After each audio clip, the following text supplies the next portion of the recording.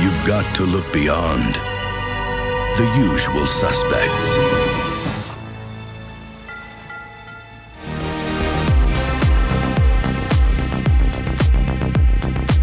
You hit me in the back.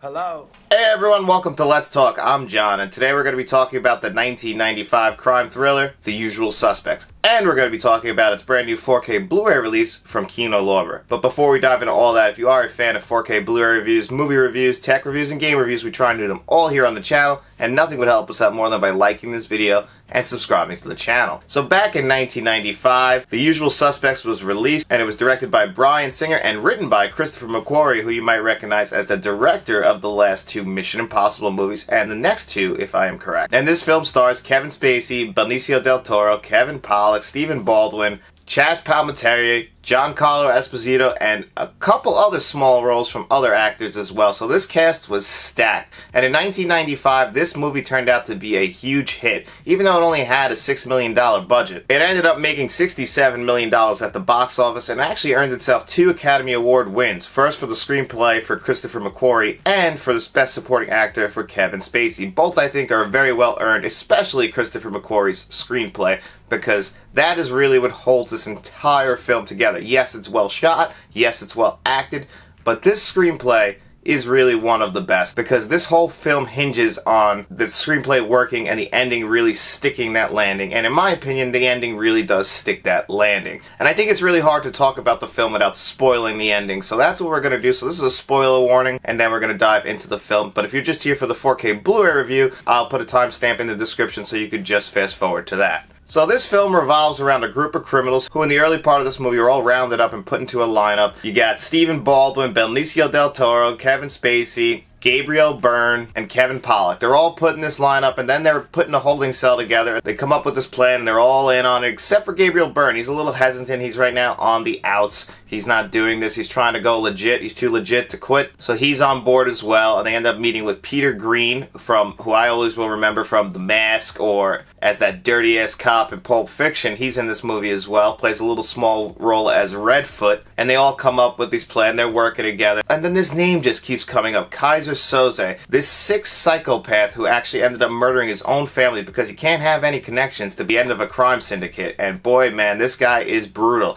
And at that same time, the way these events are unfolding is very non-linear, because Kevin Spacey's verbal kin is right now being held until his bail is posted a couple hours later. But Chaz Palminteri wants one quick interview with him because he is really worried about Keaton. Dean Keaton, played by Gabriel Byrne's character. He wants to make sure that guy's dead, because that's always been the collar he's been trying to get. And he wants to find out what happened on this ship in that Los Angeles port on that fateful day that everybody died except for Kevin Spacey and another person who is off-screen talking to Giancarlo Esposito's character, explaining to him what had happened, but he's very badly burned. About 60% of his body has been burned, so he's going to give a description of the man he saw, and this man we believe to be Keyser Soze. He's the devil. He's the worst person that has ever walked this earth. He is the devil reincarnated. Everybody is scared of him. Kevin Spacey explaining this to basically Chaz Palminteri's character, saying, you know, this is just a myth, but every criminal walking this earth is afraid of this man because he has no connections. He's willing to do whatever it takes, and that's how he got to where he is. And he's just telling this entire story to Chaz Palminteri, and you're just explaining everything that's happening. You know, Kevin Spacey's Victor, he's a crippled man, so you don't suspect anything from him. He's just almost breaking down. He's like almost like the fifth wheel in this entire thing of criminals, all of which are just nasty men. You know, Stephen Baldwin has one of his best, actually, this is his best performance in this film. Give me the fucking keys, you fucking cocksucker motherfucker! That I have ever seen him in. He's always been like the third wheel Baldwin brother to me, but you know, he does a good job in this movie despite all the ridiculous outfits he's wearing throughout this entire film. And Benicio del Toro, he steals every single scene that he is in. He's awesome as always, and that accent that he's doing is just one of a kind, and it's very unique. And from what I understand, he spent a lot of time working on that accent, and How many fucking keys, you cocksucker? What the fuck? it's beautiful. For the small role he has in this movie, he is great. And Kevin Pollak, I'm always used to Kevin Pollak being like, you know, that moral compass. He seems to always play a good guy. I mean, you could say in Casino he didn't really play a good guy, but You know, at least he kind of felt like he was kind of weaker, and like, you know, he always kind of seemed like he meant well in all of his other roles, and it was just cool to see him be this cold-hearted criminal in this movie. I love Kevin Pollak. I think he's a very underrated actor. Gabriel Byrne, I'm not the biggest Gabriel Byrne fan, but he's great in this movie. Obviously, he's great in this and in Miller's Crossing. But Kevin Spacey really does a phenomenal job in this movie. He definitely earned his Academy Award for this film because he really has to play so many different roles in this, and he has to act in so many different parts because this film is told non-linearly, but him and Chaz Palminteri have their whole thing going on at the exact same time as the non-linear story that he is telling is being unfolded. So he has to play two different roles, and then, spoiler alert, this is the final spoiler for the ending of this movie, it turns out that he is Kaiser Soze. And that limp into a regular walk when he finally lights that cigarette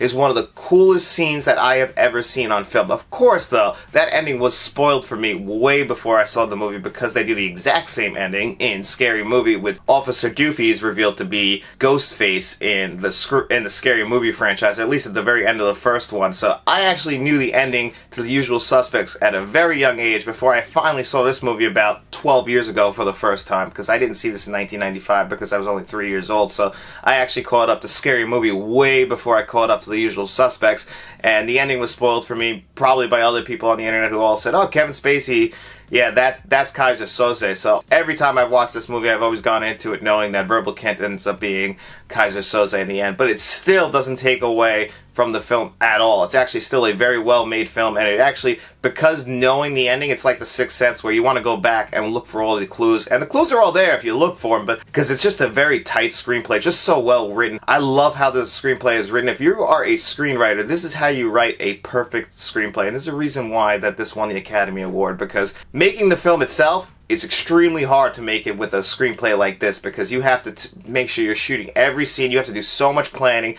and you really have to give a lot of credit to the editor of this film, John Ottman, because this is probably one of the hardest films you could possibly have to edit, because you really have to save this in the editing room, because without planning those key notes about who Kaiser Soze is and then getting that ending to stick the landing, it really does fall on the director, Bryan Singer, and on the editor, and I think they did a great job. And in between all that, this is still a very beautifully shot film because it looks amazing. It really does a great job feeling cinematic, feeling special, where this could have just been a very generic looking movie where nobody would have really thought twice about it because the screenplay would save it, but it is still a beautiful looking movie, and on a $6 million budget that really rested on Chaz Palminteri's casting, because at the time, none of these actors besides him were big. He's coming off of Bronx Tale, which he wrote and starred in, so he at the time, that was at the height of his powers. Gabriel Byrne is coming off Miller's Crossing. Benicio del Toro had been in Fearless a couple years before. Kevin Spacey had been in Glengarry Glen Ross. That same year, Kevin Pollak was in Casino, but a couple years before that, he was in A Few Good Men. So these were all actors popping around that were really around at that time, but weren't big at the time. Chaz Palminteri, he was the biggest actor. He's what made them actually really fun this movie. And $6 million is not the biggest budget, and it really wasn't expected to do much, and this movie turned out to be a huge hit.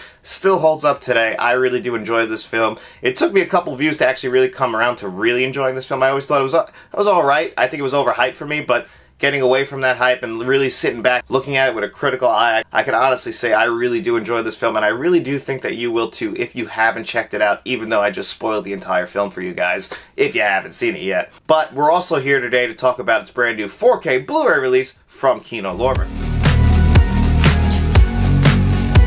Alright guys, this is the new Kino Lorber 4K Blu-ray for The Usual Suspects. As you can see, it's in a regular Kino Lorber 4K case. It's got a nice slipcover on it underneath, revealing the same artwork, which it has one of the most iconic posters that you've ever seen with that lineup that takes place in I believe in the second scene of the film. So I understand why they didn't do any alternate artwork. It is one of the most iconic posters of all time. You pop it open, it's a 2-disc set. It's got your standard Kino Lorber disc, no special disc art or anything like that. Just your regular black Kino Lorber disc with their logo on it. You get a 4K and you get a Blu-ray. That first disc is going to have your new 4K Blu-ray on it, and it's going to have a couple commentary tracks on it. The aspect ratio for the 4K is 2.39, so you're going to have the black bars on the top and bottom of your screen. And it's got Dolby Vision on it and HDR10. I watched this myself in Dolby Vision last night on my OLED TV, and the visuals this is the best this film has ever looked, bar none. And that's what Kino Lorber really does best, is definitely transferring the visuals, because this has definitely looked alright. I'm not going to sit here and lie and say that this has always been a bad looking movie. It's a pretty good looking movie overall in previous releases, but it's never popped like it does now, especially with that Dolby Vision. Benicio del Toro's wearing red at one point, and it really pops off your screen. And then like lights in the background, you might see some green neon lights, and those are really just popping off your screen to where you're actually appreciating where these people are standing. At one point in the film, they go and see Redfoot at this, I think it's called the Korean Peace Bell. I could be wrong on that. And it just looks so beautiful outside, just the way the outdoors pop. There are a couple scenes throughout this movie where it had a hard time handling blacks, and it kind of became a little grainy. Very early in the movie, you'll notice this, actually, and then towards the end of the movie, when they're on that ship in the LA port, you'll notice it at certain points where some people are walking around and the deep blacks, it's just having a hard time handling it. I guess it's the camera, and I guess I couldn't fix it with the color correction. But it's okay, it's only in a couple scenes. For the most part, throughout this entire 4K, it's overall beautiful looking. I can recommend it from a visual standpoint. I was definitely very happy with it. Is it the greatest 4K I've ever seen? Absolutely not, but it is still a very good 4K Blu-ray, and it is definitely the best that this film has ever looked. So if you haven't upgraded your Usual Suspects DVD or Blu-ray yet, I can honestly recommend from a visual standpoint that you do that. Now, as far as audio goes, it's got a DTS 5.1 and a DTS 2.0 on here. And overall, I would say that it's definitely more front-heavy than anything. I think the 5.1 did a good job. You know, there's a few action sequences throughout this movie. Otherwise, it's mostly dialogue-driven. I never had a problem hearing the dialogue. It was very clear. The audio tracks, the mixed tracks were I think the levels were definitely equal. It didn't feel like the action was overpowering the dialogue, which is always good, because sometimes you'll be watching a scene with dialogue and then you go to the next scene and it's all action, and you got to lower your sound bar or lower your surround sound system because it's just not mixed correctly. There you have the dialogue track too low. No issue with that on here at all. I think that the mix is very well done. I think it could have made a little bit better use of the rears, but that's just a minor complaint. Overall, I think it's a very good audio track that definitely fits the film well. Is it perfect yet? No, but it's still very good. And now as far as extras go, most of your extras are going to be on that second Blu-ray disc, but you can watch the 4K with a couple audio commentary tracks that are going to be on that first disc. And then the second disc will feature a few featurettes, and actually they were pretty long. I mean, it's not a full-fledged documentary. You could have edited it together into a really nice 2-hour documentary, but for the amount of featurettes that are on here, you really will get all the information you want to know about this film if you are a fan of the film. I mean, the interviews are not new. They're actually pretty old, and you'll notice that the actors all look younger than they do now, and directors such as Bryan Singer has an interview in there, so you'll notice that they all look much younger. That's because these are not new interviews. It would have been cool to get some new interviews and looking back on it, but you really do get all the information you're going to need. And there's also a bunch of trailers, bloopers, outtakes. There's a good amount of extras. It's not the most extras I've ever seen on a disc, but it really is pretty well done. And Kino Lorber, I've complained in the past, does seem to half-ass the extras a little bit, but they definitely didn't half-ass the extras on this disc. I was very happy with them.